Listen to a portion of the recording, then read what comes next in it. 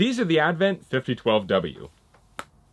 They're widely considered to be the best sounding of the large Advents, but I picked them up 5 months ago and haven't even listened to them once. Let's fix that.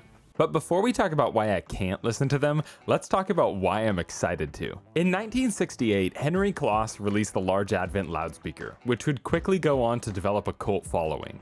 They were updated and re-released a few times over the years, with the final version being released just before Jensen purchased Advent in 1981.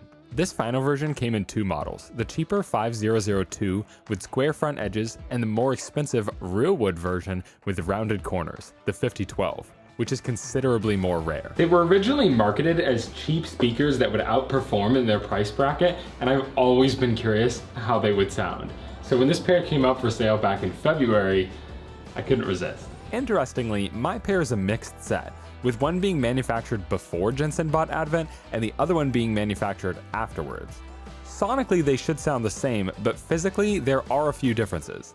They started painting the backs of the cabinets when Jensen bought the company. The wood finish is a bit lighter on the older one. The acoustic stuffing was switched from polyfill to fiberglass with Jensen, and this sticker's wording was changed. However, a similarity that they have is that the foam woofer surround has rotted away, which is keeping me from hearing how they sound. On top of fixing the woofers, I'll also be refinishing the cabinets, updating the crossover, and replacing the grill cloth. Let's get into it. Even though I've had these speakers a couple of months, I just pulled the grills off and pulled the woofers out for the first time. And I noticed that it wasn't just the outside of the speakers that was different, but it was also the inside of the speakers.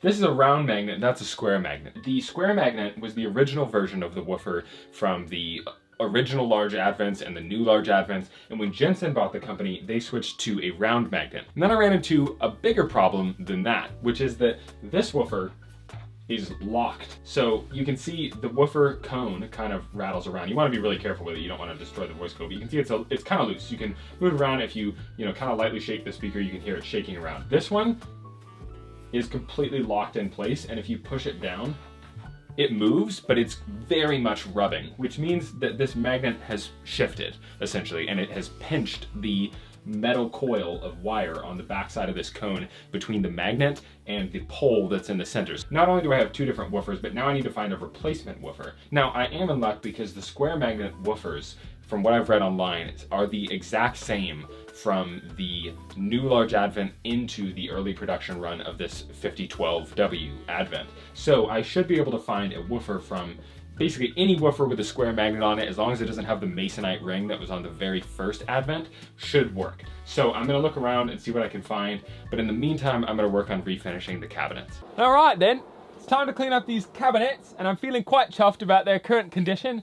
Also, I've been watching a lot of the Great British Bake Off. And I'm in I'm a little tired, just been working a lot, and I just want to have some fun. So tonight we are going to have some fun. These cabinets are actually really in great condition overall, but there's just some wax and other things on here, and the bottom of both of them is, we have this is solid wood, so this is just finish that's been chipped off, and we have some paint on the front that probably will just scrape off.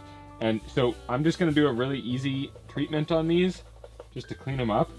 We'll do some light sanding and put some Howards on them and keep it nice and simple. Nice and simple. I'll admit that I was definitely in a bit of a hurry to get these done. Mostly because I wanted to listen to them really badly, but also just because I've been working on a lot of projects, but the rate at which I've been acquiring them has been higher than the rate at which I finish them. And I need to flip those numbers around for a bit. Before I sand too harsh, I'm also just gonna use a little rubbing alcohol on a rag to see what we can clean off with that.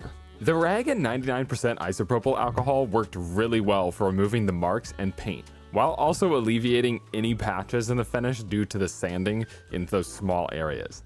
It even worked well for this deeper dent that had a black mark in it on the front top edge. Most of these marks will get covered up. This and this are not going to get covered up with the Howards. So I'm going to try something a little risky, but I'm going to just try putting just a little dab of darker stain into the gap here just to try to even it out a little. I like to try new things with each restoration to see how they turn out. So I also added a blotch of the darker stain to the other spots that I had sanded, as well as the bottom of the speaker to see if I could darken the color on this Advent version to more closely match the Jensen one. I then applied the Howard's Restore finish on top. Usually I would sand the old finish before applying Howard's, but I decided to try something a little new and apply it over the existing cleaned finish, as I'd seen this work for other people. In this case, the experiment did not give the result I hoped for, and it seemed as though the Howard's couldn't penetrate the old finish to soak into the wood. It even had the opposite effect of what I'm used to, and instead of masking the scratches and dents, it made them darker and more obvious. So I tried another experiment and applied some dark stain over the top of it and let them sit to dry for a bit. All right, so here's our other speaker. On this bad boy, we have one scratch there. This wood is just darker because they're not manufactured at the same time. This wood is a little lighter. So this looks like it's in really good shape. Have a mark there, bottom's a little scuffed, mostly just that mark there, but the top looks very clean on this one. I did everything the same as I had with the other speaker, except for I didn't add the darker stain since this speaker is already darker. I cleaned the speaker with alcohol, then wiped on the Restore finish with some Quad Zero steel wool, and then I just let both speakers set overnight. All right, so it's been a bit and these have dried, and as you can see, the scratching on the top of this one got even worse, or the weird variance in color after I put the Restore finish on, which I've never had happen before, and I kind of wonder if there was a clear coat or, you know, a finish on top of this still, and so the Restore finish couldn't soak in very much. But you can see the major difference that if we put this one next to it, this is significantly darker. They're not gonna ever be the exact same because I think that the veneers are, I mean, they're different batches, different trees, it's gonna look different, but I'm gonna try to stain this one darker. I started by once again wiping them down with alcohol to remove any remaining stain. Then I started sanding off the finish with 220 grit on my orbital sander. But I soon ended up switching to a sanding block because the old finish was gumming up the sandpaper and I had to stop to clean it every 20 seconds or so. A few minutes in, I also covered the holes in the baffle with paper and tape to keep dust out of the cabinet. Once that sandpaper touched the cabinet, I was committed to sanding for a long time, so I figured this was an appropriate time to talk about what I do to protect my hearing, but still listen to music while I sand.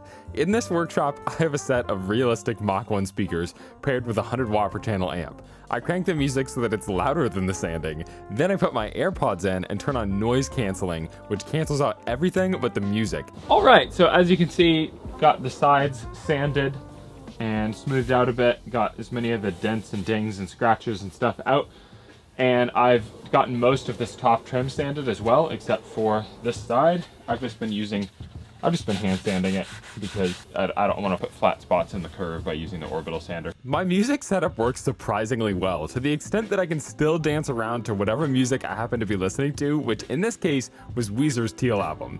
It's a bunch of covers of their favorite songs, and I love it. All right, so as you can see, I left this little strip kind of on the inner lip because there's that gray plastic for the grill, and then I just masked it off with masking tape, and I'm gonna start cleaning this and staining it, and I'll probably start with the bottom to see if I can get a good color match to the other speaker, and once I get that dialed in, then I'll move to all the sides.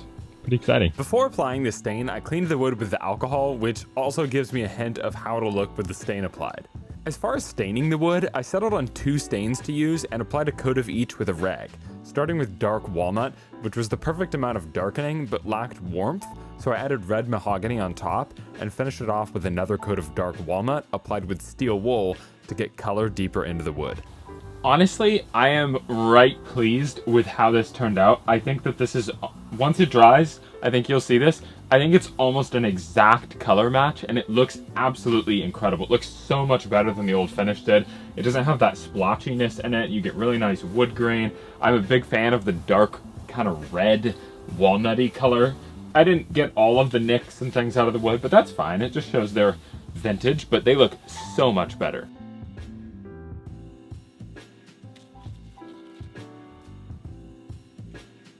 That looks really solid. This one now, actually, I feel like it looks worse because you can see it's kind of splotchy, whereas that one looks really clean and nice. And now it's almost, but honestly, that is not that bad, and the trim didn't want to soak up as much stain. While the stain dries, let's cut back in time to see how to remove the grills. In order to get the woofers out of these, I am going to show you how to remove the grills. And all you're going to need is some sort of hooked object. It could be small and hooked. I have this set of tweezers.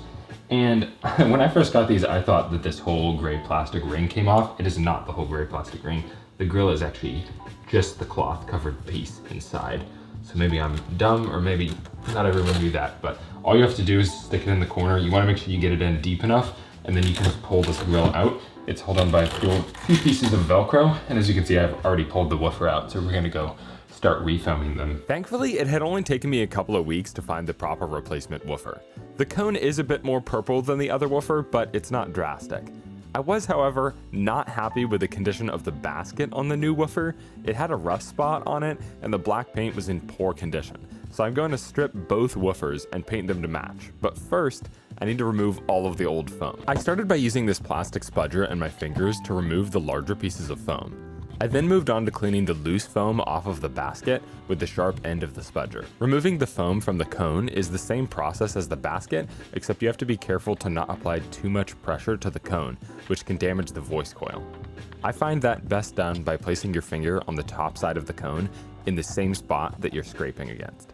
The original foam was glued to the back side of the cone, but we will be gluing the new foam to the front side, so don't worry about removing all of the glue from it. As for the basket, we need that to be completely free of the old adhesive.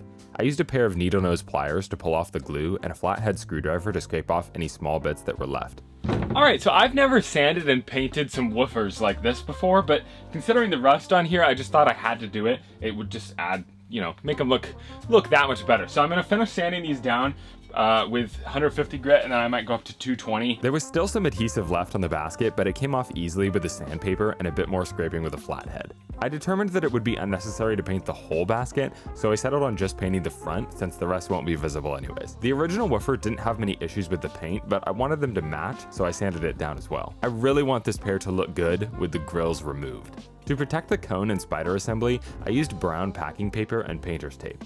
A perfect circle shape would be ideal, so I cut the tape at the edge of the lip where the foam will sit to keep the metal surface paint-free for better bonding with the glue. Then I wiped the baskets down with alcohol. The original paint color was a sort of satin or semi-gloss black, so to get a similar effect, I applied a coat of gray primer, then 3 coats of semi-gloss black, blowing off any dust between coats. I then finished it with 2 coats of clear matte enamel for protection. Alright, I'm gonna peel off the tape here and see how these turned out, but I really like the matte finish on them. They're still a little bit shiny, but not super shiny, and I'm happy with the way it turned out. So, for my first time repainting a speaker basket, I really think these turned out great. After a few days of letting them dry, I started the process of installing the new foam surround. If my little section here about refoaming doesn't give you all the info you need, there's a really great video from Simply Speakers on YouTube showing exactly how to refoam these woofers. I've linked it in the description. I started by laying a thin line of glue along the edge of the cone. I then laid the foam down and did my best to align it centered on the cone. This requires a lot of tweaking, and you have to do it fairly quickly as the glue dries. Try to have the edge of the foam be at the same distance from the center of the woofer all the way around. I'd recommend you practice align it a few times before applying the glue. After I had it lined up, I removed the excess glue that had pushed out from under the foam using a spudger, but a flathead screwdriver would do the trick as well. On the second woofer, I noted the importance of getting the glue as close to the edge of the cone as possible. This helps keep it from spilling out onto the cone when you push the foam down. Also, make sure the line of glue is constant with no breaks. Any spot that doesn't have glue will allow air leakage and over time could cause the foam to tear. I set a timer for 30 minutes, then came back to glue on the basket side of the foam. When gluing the new foam in place, the most important part is getting the cone and voice coil centered in the magnet. The easiest way to do this is to slightly lift up the cone, then push it down a few times. When you push it down, you shouldn't feel any scraping. Apply the same thin but constant line of glue to the inner edge of the basket, then push the foam down onto it and make sure it's centered. You should also push the whole cone down a couple of times to make sure that it's still centered while the glue is soft. alright mate, this is the time we've all been waiting for. We're gonna listen to music, but first I have to put the drivers back in here. So I got tweeters, woofers, all refoamed, looking very nice. Hopefully working fine still. It has been, I think I bought these speakers over like about 4 months ago, and I've really been curious how they sound, and I haven't heard how they sound, and it's irritating. So I'm really excited to actually just hear them. I was so excited to reassemble these that I accidentally put the first woofer in upside down and didn't notice until I was putting the second woofer in. I'd recommend taking photos of how each driver was oriented and where the wires went, as it really helped me make sure that everything went back in the right spot. Look at those beauties. All right, so we're back to where the video began. We have my old faithful Nico NA690 hook up to him. I have genuinely not listened to a single song on these speakers yet. And then the woofer being frozen was a huge pain. Like that just delayed. I think it took me, a few weeks to find that, and just every part of this process has taken me longer than I thought it would. And so it's really exciting to actually listen to a set of speakers that I'm genuinely excited to listen to. I've worked on some other sets of speakers that I found a good deal on them or whatever, but these I've always kind of wanted to listen to a pair, so very excited. Someone just started a chainsaw off the street, so if you could hear that, that's not part of the music.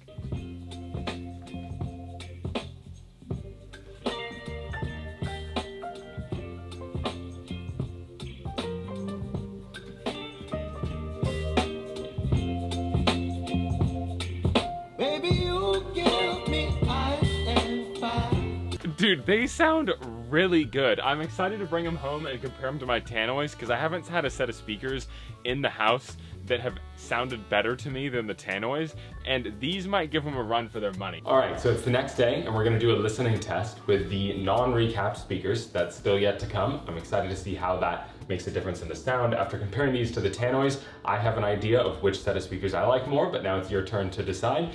The microphone is going to be placed 2 feet from each set of speakers, and since the Tannoys are significantly more efficient than these, I'm also going to level match the sets of speakers using a 1000 hertz test tone so that they get the exact same decibel output at 1000 hertz on the volume control rather than just flipping A to B, because louder speakers typically sound better.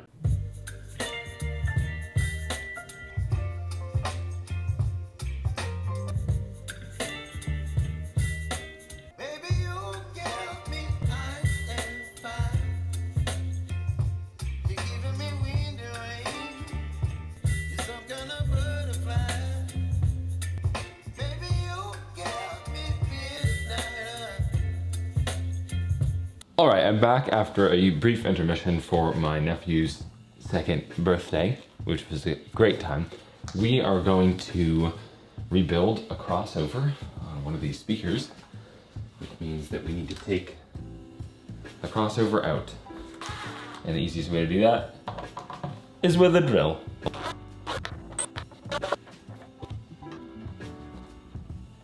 So unfortunately, this crossover does not come out, so we're gonna have to work on the entire cabinet. Before we do that, I wanna oil up this cabinet, which is the one that I refinished, and see how close it looks. As you can see, this side's a little darker here, and that's most likely just because the oil yellows the wood over time, and so this will yellow over time, but also putting some wax on it should help speed up that process, because this is more oil, so it'll help it shine up. Ooh, got a little bit too much in there. A little overzealous with the wax. I'm using Howard's Feed and Wax, which is easy wipe on and wipe off. Off camera, I put 3 coats of it on. The wood just kept soaking it up. Yeah, this one's still a little bit darker, but I mean, this one looks so much better than it did before. It was just completely faded and nasty before, so this is a much welcome improvement. I also forgot to mention that one of the grills looks like it had grape juice or wine spilled on it, and I tried to clean it but couldn't get the lines out, so I bought some new fabric and it just arrived. It's a bit brighter than the original, but I really like the way it looks.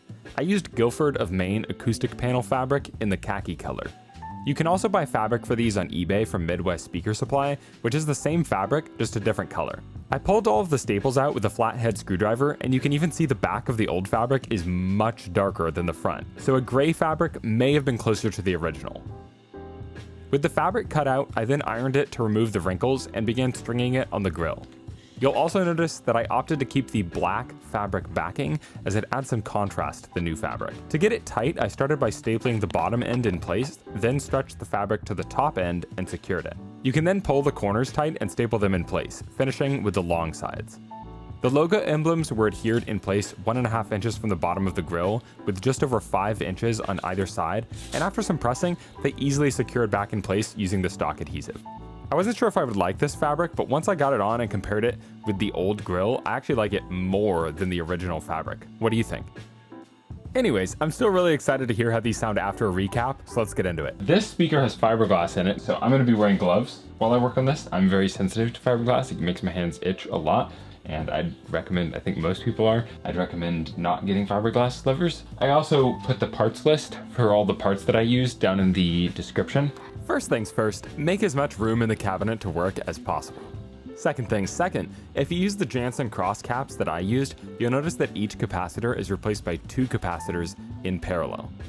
I like to secure them to each other with some hot glue, then wrap the leads of the smaller capacitor around the bigger one's leads and solder them in place. To remove the old components, I used my solder vacuum to remove the solder and pull the leads of each component out of place. This is probably a bit unnecessary, and it definitely takes more time. You could just cut the leads of the old components and shape them into hooks to attach your new components to, or even just wrap the component leads around the pegs and solder them in place. I'm doing my best to make these crossovers look really nice, so I wanted to remove all of the old glue and component remnants. I ordered 3 capacitors to make up the 7 microfarad capacitor that's in this crossover, and then I realized that I mathed wrong, and 4.7 plus 2.7 is not plus a 0.1. I thought in my head it equaled 6.8, but it's actually not 6.8, it's 7.5.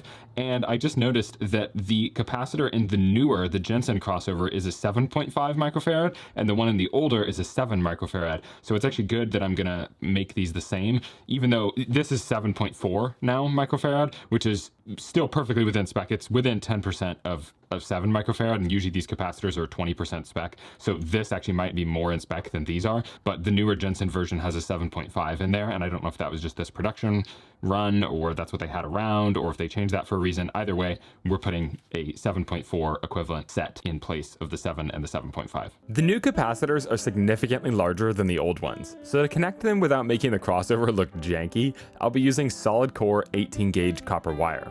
First though, I'm replacing the stock wire wound resistor with a non-inductive Mills resistor. People swear that these sound better, but I couldn't tell the difference, so either I'm not an expert or it's in people's heads. Either way, having a non-inductive resistor should be better, at least on paper.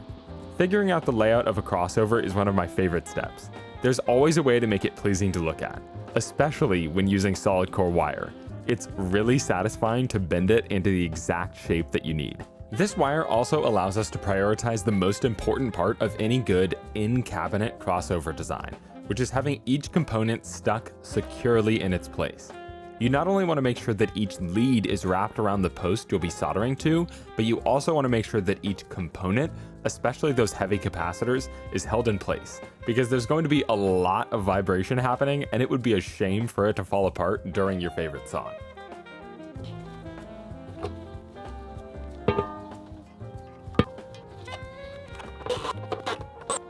It felt a shame to cover that crossover up, so here's a nice beauty shot from the other speaker.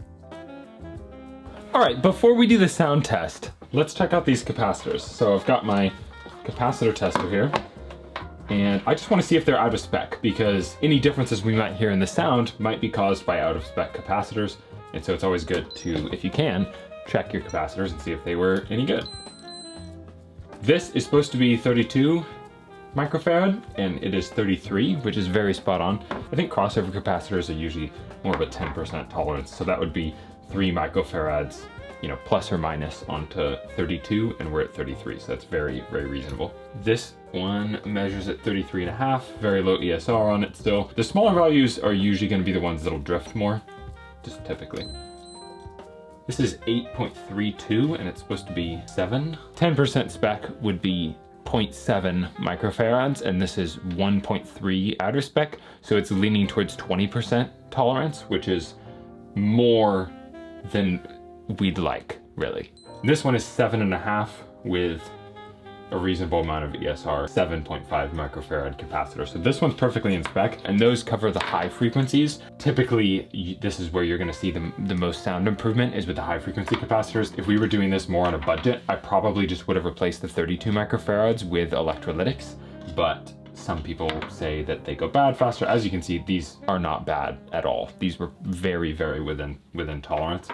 All right, so we're using the same setup as before, decibel matched, but the difference is I'm not gonna tell you which speaker is which, and the tripod's not gonna move. So we're gonna cut back to an old shot. You're going to hear 2 different clips, and then you get to guess which speaker is which.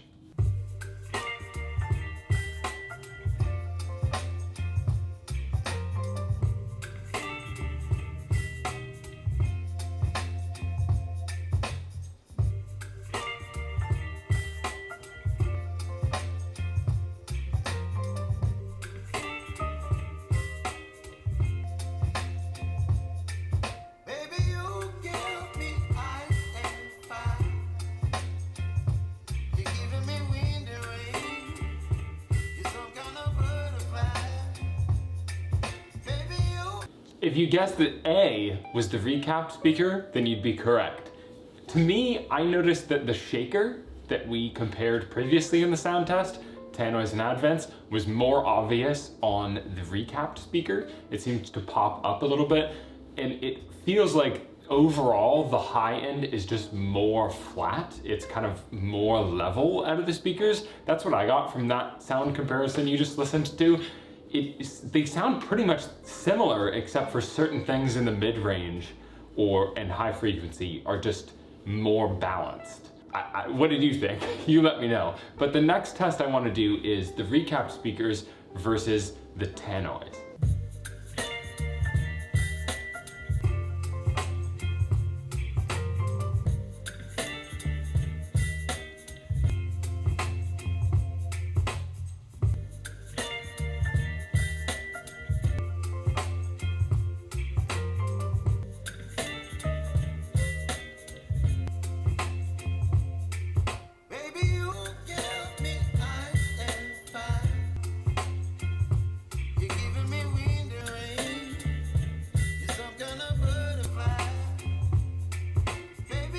Which one did you like more? To me, it sounds as though the Tannoys just are a little bit warmer in that microphone comparison, you know, maybe a little bit more bass, a little bit more punch, but really they sound pretty similar. So I really like the way these speakers sound, but the imaging. And imaging basically just refers to how well a speaker can disappear, or it can make instruments sound like they're coming from certain parts of the room. And the Tannoys are better at that. When you listen to them, they just disappear. On the Advents, it just all sounds like it's coming from one spot. It sounds like it's coming from the speakers. But in person, I still think the Tannoys sound better, and I would prefer to listen to them, but it's by a slim margin. As much as I wish I could keep them, I can't. So I am gonna be selling them, but it's the closest that any set of speakers I've restored has come to sounding as good or better than the Tannoys. So I'm looking forward to working on more higher end speakers like these, and maybe eventually dethroning the Tannoys as my favorite speaker. I mean, that would be an experience. Thank you so much for watching this restoration, and I'm looking forward to seeing you in the next one.